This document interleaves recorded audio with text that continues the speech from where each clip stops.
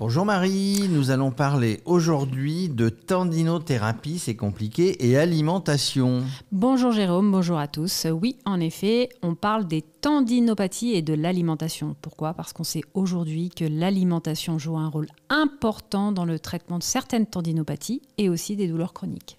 Alors Marie, avant d'aller plus loin, est-ce que tu peux nous dire ce que c'est réellement une tendinite ? Alors, il faut bien faire attention à ne pas confondre tendinite et tendinopathie, même si dans le langage courant, on a tendance à le faire. Mais une tendinopathie, ce n'est pas stricto sensu une tendinite. Une tendinite fait partie des tendinopathies. En gros, qu'est-ce qu'un tendon à la base ? Alors, justement, la tendinite, c'est une inflammation du tendon. Le tendon, en fait, c'est une partie fibreuse, une bande de fibres, en fait, qui rattache l'os au muscle, donc, ou le muscle à l'os. Donc il faut faire attention à ne pas le confondre avec le ligament qui lui rattache l'os à l'os.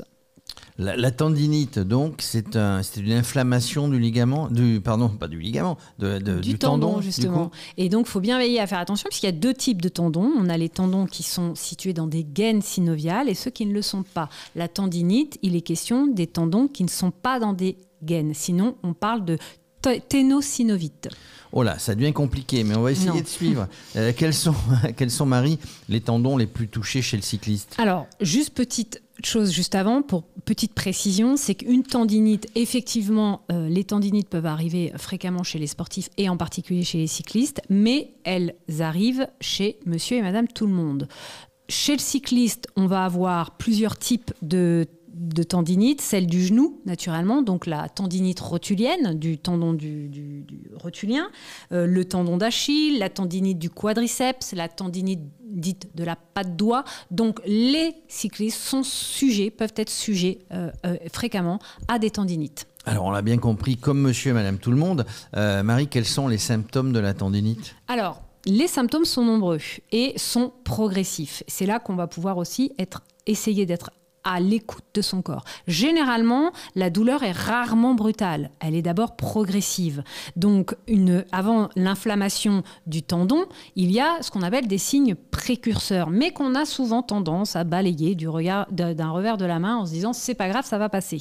Erreur, parce que souvent, le problème peut s'aggraver et devenir une inflammation réelle, une tendinite. Donc, on va avoir dans un premier temps une petite douleur, on va la balayer, on va avoir ensuite un gonflement qui devient comme un petit œdème et il est possible parfois qu'on ait comme une rougeur, voire comme une chaleur au niveau de la zone du tendon qui commence à s'inflammer.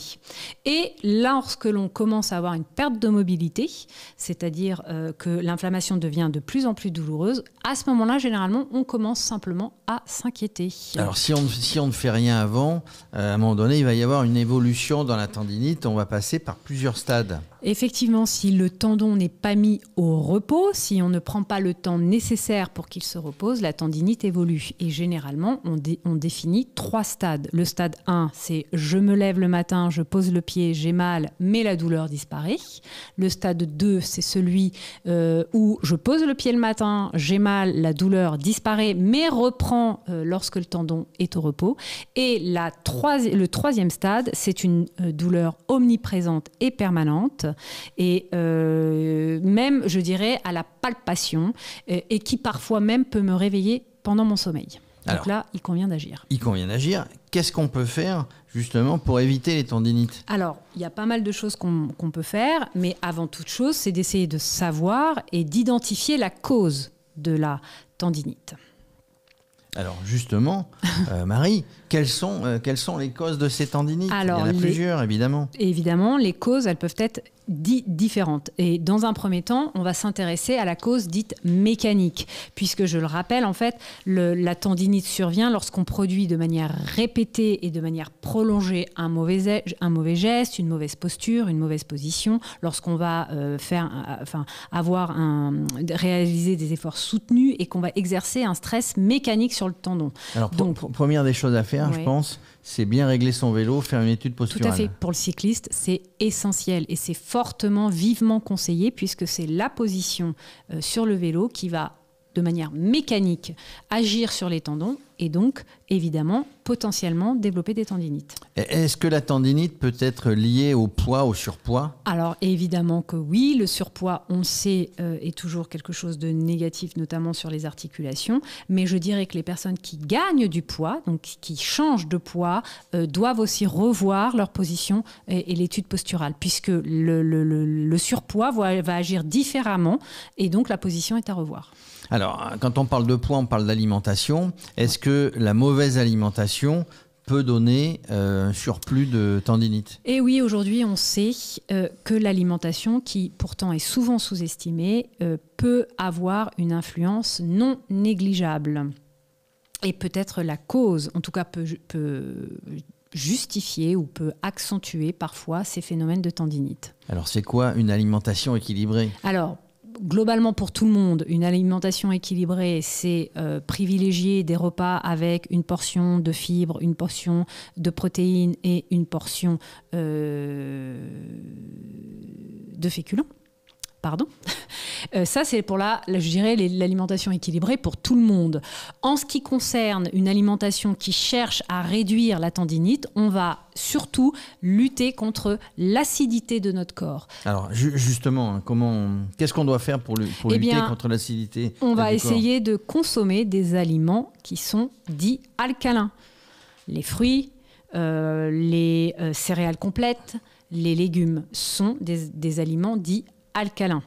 On peut trouver une alimentation qu'on appellerait anti-inflammatoire ? Tout à fait. Il y a des aliments qui sont considérés comme étant des anti-inflammatoires. Parmi ceux-là, on a par exemple les oméga 3, les aliments qui contiennent des oméga 3, puisqu'on sait aujourd'hui que l'oméga 3 a la particularité de diminuer les symptômes inflammatoires. Et les oméga 3, on les trouve dans le poisson, Tout à fait, dans les algues, les fruits, les graines de lin, dans le chanvre, dans certaines huiles végétales, dans l'huile de colza par exemple, de l'huile de noix, dans certains poissons gras comme le saumon par exemple. Donc il y a effectivement beaucoup d'aliments qui contiennent des oméga 3. Alors quand on parle d'alimentation conseillée, d'aliments conseillés, il y a aussi des aliments déconseillés. Oui, alors juste, il y a aussi, pour revenir, j'avais pas fini sur les aliments conseillés, il y a le régime crétois et méditerranéen qui est vraiment vivement conseillé pour sa richesse en fruits, en légumes, en oléagineux, en céréales complètes et en poissons et en bons gras. Maintenant, les aliments déconseillés, évidemment. Justement, j'allais dire, privilégier donc le menu méditerranéen et le menu crétois. Voilà. Par contre, il y a des choses qui sont déconseillées. Eh bien, évidemment, il y a des aliments qui sont déconseillés et je dirais que ce sont à peu près ceux qu'on retrouve pour la santé en général. Pour monsieur la santé générale. Par contre, il y a quelque chose qu'on oublie parfois sur le vélo, mais dans la vie de tous les jours, c'est une bonne hydratation. Tout à fait. Alors, il faut bien boire, bien s'hydrater, mais pas trop non plus, parce que c'est aussi mauvais pour la santé.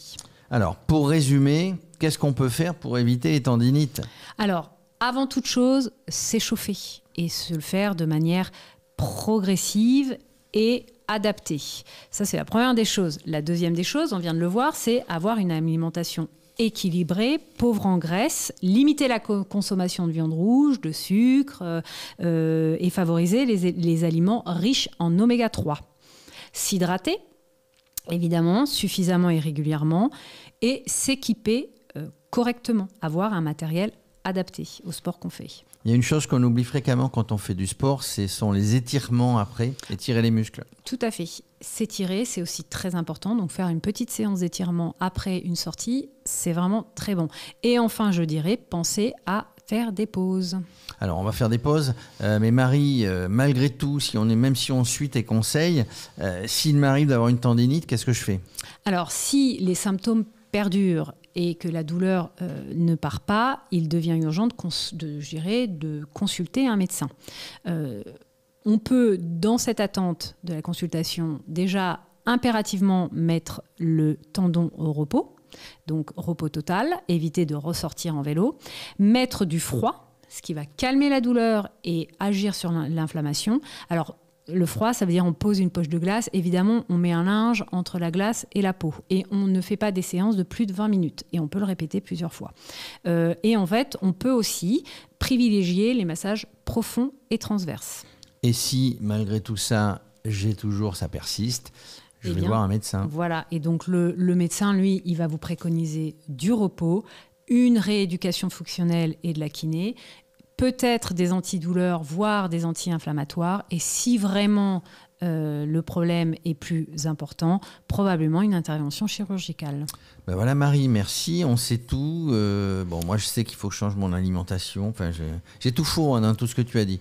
Mais en gros, merci pour tous ces conseils, on les retrouve sur le site de Radio Cyclo. Merci à vous.